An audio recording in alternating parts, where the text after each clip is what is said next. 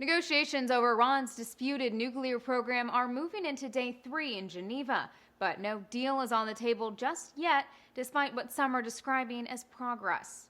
These negotiations have made very good progress. There are still important issues to resolve.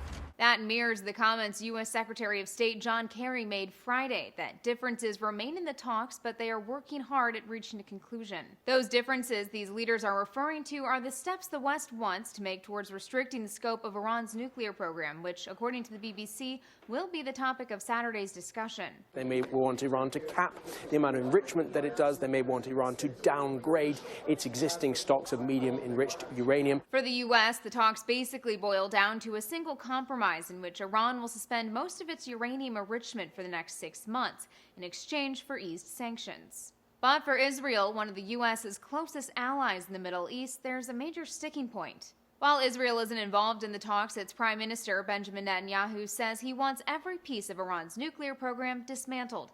Anything less, he says, would be a, quote, bad idea. Israel is not obliged by this agreement, and Israel will do everything it needs to do to defend itself and the security of its people. The U.S. continues to maintain that it's on the same page with Israel. Both countries are skeptical of Iran's claim that it's using its nuclear power strictly for civilian use and generating power. If an agreement is reached in Geneva, analysts say it will be the first step forward toward curbing Iran's nuclear power in decades. For Newsy, I'm Elizabeth Hagedorn. Multiple sources, a broader view.